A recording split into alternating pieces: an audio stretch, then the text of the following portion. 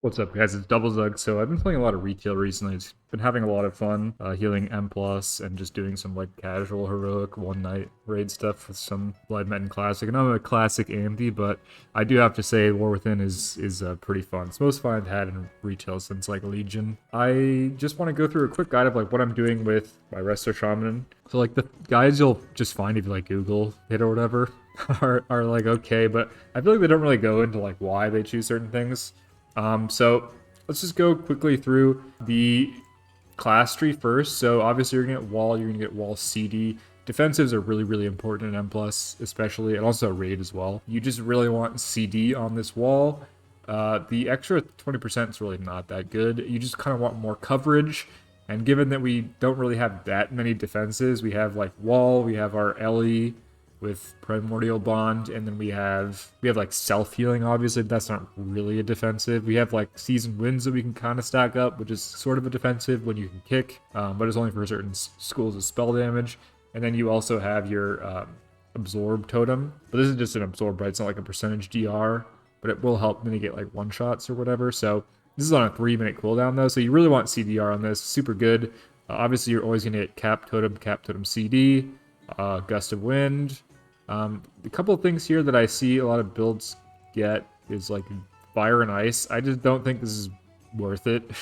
3% damage on your lava burst. Like, I don't know. Maybe it's good.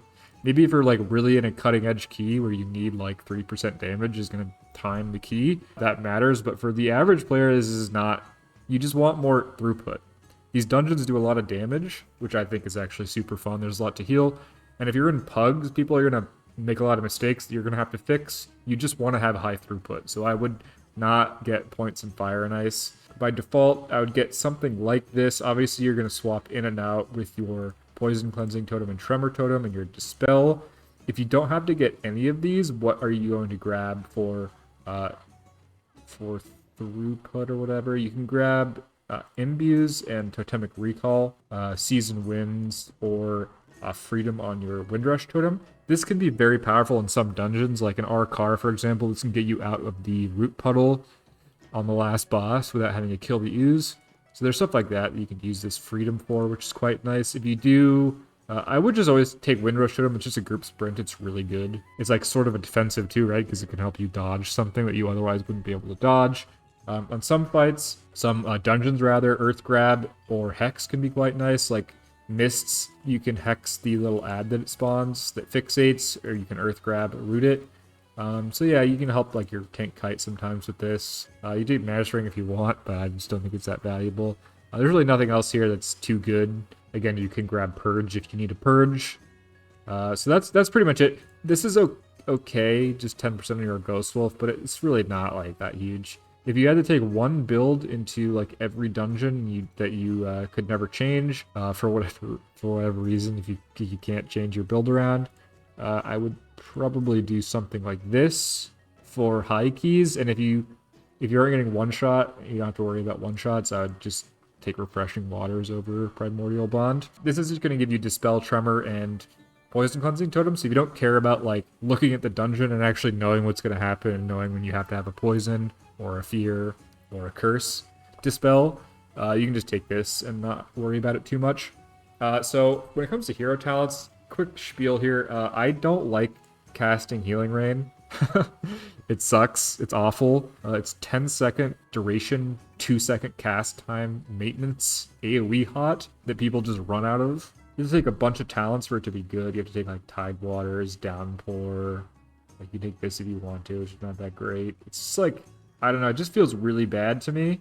And unless you're playing Totemic, where you have Surging Totem, that you can, like... Honestly, this should just be baseline with Shaman. It's one of the most insane design decisions to me to have this spell exist and be, like, as important as it is. I personally play Farseer.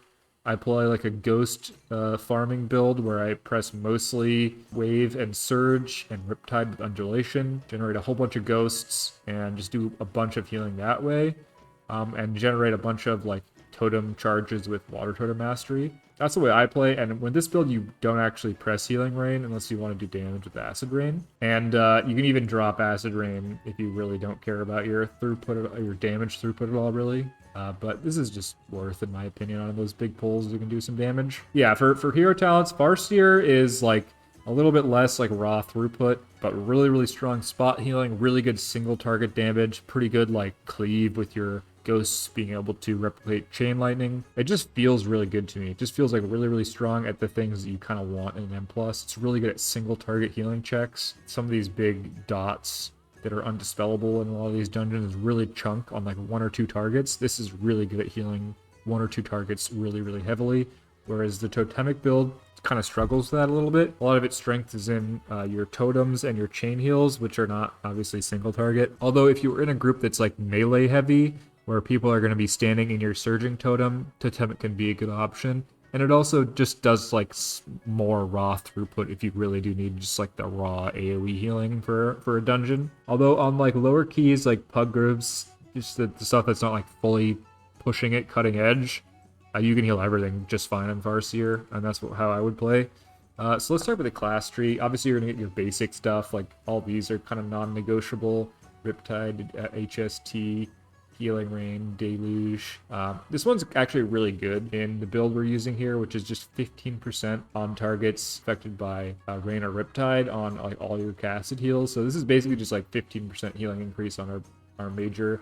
So like Healing Surge is going to be 30%. Healing Waves, 12%. It's a lot of our healing that's getting scaled by this, so it's pretty good for 1 point. Acid Rain, this is a point you can take if you want to do damage. If you don't want to do damage or cast Healing Rain, you can just drop this for like reactive warding or any of these other points that you feel like you want to take.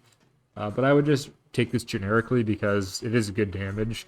And on a lot of pulls, like if people play correctly or you're just pulling kind of small or whatever and there's not that much damage going on, you have the time to press a Healing Rain just for damage. Healing Wave, obviously good. Tidal Wave's insane.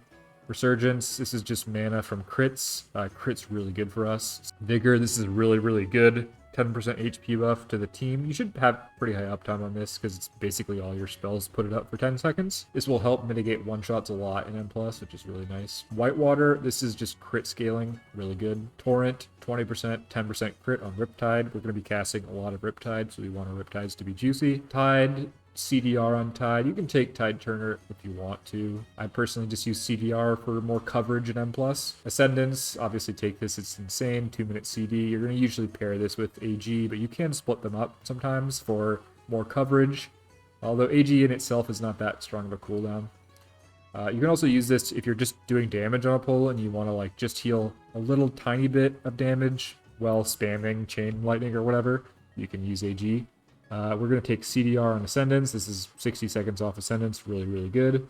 Again, just more coverage for more damage events. This is all kind of standard, but what I do is I just drop like Tide Waters. I don't take Primwave. I don't think Primwave's really useful, honestly. If you're playing Cloudburst Totem and you're just using your spells correctly, farming up enough ghosts, you just don't need this like on-demand burst AoE or whatever. Like you can just heal through everything with properly timed Cloudburst and a bunch of ghosts. So let's go to the right side again here. So Water Totem Mastery, this is really good. This is just whenever you consume a tidal waves, which we're going to be consuming a lot of in this build, you get 3 seconds off like all your major totems except Spirit Link. This is really strong. We're just going to be getting passively a huge amount of value from this. Probably 60% of our casts are going to be triggering this. Here, this is like your choice node between HST and Cloudburst. They're both good. If you don't like care about min-maxing and you just want to vibe, go HST and you won't lose that much. But if you find it fun to like time your Cloudburst, go Cloudburst. The throughput difference is not that big. They're both pretty good in M+. Don't worry about it too much.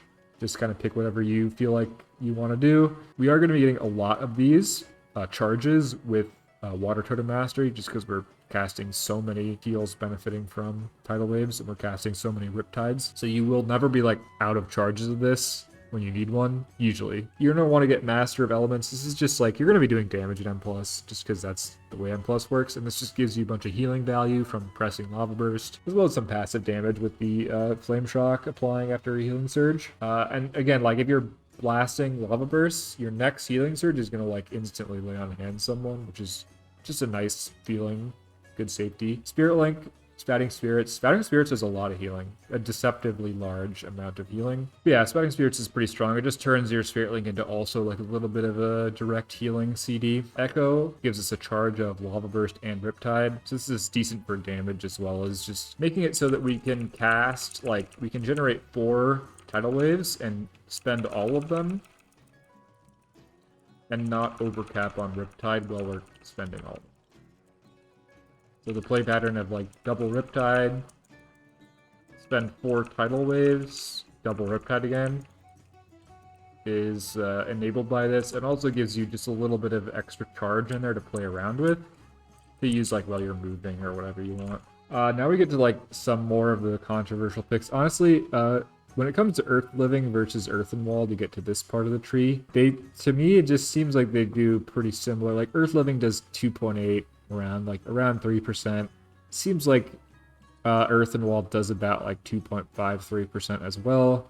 Although if you really have people stand in this and you use it correctly, it's probably better than Earth Living Weapon. But honestly, Earth Living Weapon, you can just slap it on, forget about it. You don't have to use a weapon oil. I personally just use this just for, I don't know, I just don't want to use the globals on this. Also, every global that's not an undulation spell costs you 1/3 of a ghost. And 1/3 of a ghost is a lot of healing. You can see here, Ancestor Healing Surge does like 11% of my healing. Hydro Bubble is another 4%. There's some random like chain heals going out from them as well. Like the Ancestors are very, very powerful, and farming up a bunch of them is pretty important and pretty powerful and strong and good. And so it's actually like a decently high opportunity cost every time you cast a spell that isn't an undulation spell. So again, yeah, Earthen Wall is just another global that's not triggering undulation, although it's nice that you can kind of set it up pre-pull in the spot, and then it's like not using a global. We don't take projection though, so we can't like reposition it, which is a downside quality of life thing there. You're not grabbing any of the chain heal talents. This is something that I do that is probably not like throughput optimal, but I just feel is very high quality of life, which is get Mana Tide combined with Spirit Walker's Tidal Totem. Mana Tide is like base 3-minute CD, well 2.9, and it basically just doubles your mana regen for 8 seconds, which is not like a huge amount, honestly. It's not like the greatest thing ever. If it was just this, it wouldn't be that great. But combined with Spirit Walker's Tidal Totem as well as Water Totem Mastery, it's just a little bit of a nice like the utility quality of life button. Every like 2 minutes with Water Tide Mastery, or Water Totem Mastery rather, reducing the CD, you get 3 instant healing surges that are also 50% cost reduced. So this gives you not only 80% mana for 8 seconds, but also 150% of the cost of a healing surge return to you. And the most important thing here is that they're instant. So you have a lot of things you can do while you're moving, right? You can Riptide, you can press Totems, you can NS, and you can Spirit Walker's Grace and cast.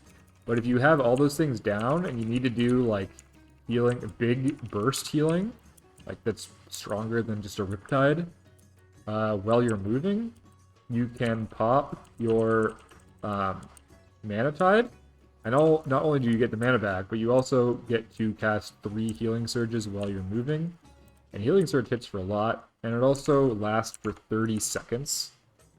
So I just find this is like a really, really nice, just quality of life, like utility thing to have in your toolkit. And honestly, like these 2 points, the things you can get with this are not like super impactful, honestly, unless you want to grab the healing rain stuff, which I just don't care to do, honestly. Let's talk about the bottom right-hand side of the tree. Again, one of these 2 to get here. You're going to get Earth and Harmony. This is like a really, really nice, powerful defensive layer. We get some Earth Shield buffs in our Farseer tree. For the Farseer choice nodes, it's pretty straightforward. You just get 20%. Although these are exactly the same EV if you use Undulation, so it doesn't matter which one you pick. For here, you get 4 seconds duration, and then you get this Earth and Communion. And this just gives you 5% flat DR on your Earthshield target, so that's you, and then, you know, either the tank or some squishy DPS player that needs extra healing. Whoever you want to can get 5% flat DR forever. And then the like sort of healing throughput part of it is this, just that it gets like an extra kind of mastery type scaling. Not like, you know, Earthshield is still not, it's like, you know, 5-6% of your healing. which is decent, but it's not like, you know, the greatest throughput increase, but it's still just that 5% DR is insane. Really is going to reduce the amount of damage you take a lot, and also you can put it on the tank or another player. Next, we're going to grab Ancestral Awakening. This is another reason why crit is so good for us. It's 30% chance to summon an Ancestral Spirit to aid you, which smart heals for 50% of the amount healed of a wave, surge, or riptide. So just baseline, this is 30% of 50, which is 15%. So this is 2 points for 15% increase, 7.5% per point on riptide, healing wave, and surge. And you can see, like, you know, that's, you know, 50-60% of our healing. So pretty good increase, plus the crit, which makes it like doubles the chance. So we're going to get even more value per point. This ends up being like, you know, 10-11% of our healing. So 2 points for 11% throughput is good, but it also is a smart heal and helps us AoE heal while we're casting our single target heals, which is very powerful. Right? This is like pretty low overhealing as well, which is nice because of the way it smart heals. So really good talent. If you don't want to take Acid Rain, I'd probably take Reactive Warding. This is just like a nice quality of life thing that helps us refresh our Earth Shield, and ironically makes it so that we want to refresh our Earth Shield while it still has stacks up. But generically, I would just get some points from Acid Rain. For this choice node, Wellspring is a casted conal heal. I'll show you how it works here. Like 1.4 second cast, and it just makes a nice conal that does a bunch of healing. But again, for us, this does not generate undulation, it doesn't generate ghosts, doesn't consume riptide, or rather tidal waves for this. Doesn't really play into our build very well, whereas Deeply Rooted Elements does play into our build, which is just 7% chance to activate Ascendance on Riptide for 6 seconds. So we're going to be casting a lot of Riptides, and we're going to be generating a lot of Ascendance with this passively. Just a nice healing boost. And again, we don't have to clutter up our globals and our keybinds with more spells to press. So yeah, that's the build I would take for Mythic Plus. Again, if you do have like a very melee heavy group where you want to take healing rain talents, I would just go something like this. Yeah, so if you have a group that has like, you know, 3 melee, 2 melee, you can take these talents and just go more of like a healing rain build where you're actually going to be casting healing rain on CD. But I just don't like that, so I don't do it. That's the build. I'm just going to talk really quickly about, like, you know, the play style. Pretty simple. You know, you just are going to be casting your Riptides, keeping your tidal waves up. You know, spending your healing stream totem or your cloudburst totem charges. Try not to overcap. It's not, honestly, it's not a huge deal if you overcap on them, though. It doesn't really matter that much. Especially with the HSD talent, you kind of want to save it for when it's actually going to be effective. Although, again, just, you know, try to use that second charge pretty liberally. And then for the most part, you're just going to be Riptiding and then either casting Healing Wave or Healing Surge. Your Healing Wave is more efficient, so every ghost that you generate with Healing Wave is going to be cheaper than the ghosts that you generate with Healing Surge. But Healing Surge obviously gets crit, which is healing per cast from your Tidal Waves procs, whereas Wave just gets cast time. So Healing Surge is going to do more like throughput. So if you really need to blast, you can press Surge, and if you just want to efficiently generate ghosts, you press Wave. With Forset, they both get really hugely benefited from Tidal Waves. Forset is super insane for this build, whereas for the Chain Heal build, it's not as great, because Chain Heal just, again, gets cast time from the Tidal Waves. So, something to keep in mind. This build does get a lot, like Healing Surge specifically gets very, very powerful with that Forset, as well as the Forset making your Healing Wave a lot more castable with like a 1.4, 1.5 second cast time with, like, you know, 6-10 eye level haste on my Shaman. So yeah, you can see here, you just kind of like, you know, press your buttons. Pretty simple playstyle, but very, very powerful single target healing and like acceptable AoE healing. So that's the guide. Again, pretty simple. If you're watching this and you're from Kata content, I'd recommend just trying retail out. The healing's super fun. I'm having fun with it, so thanks for watching. Swobu, Zug Zug.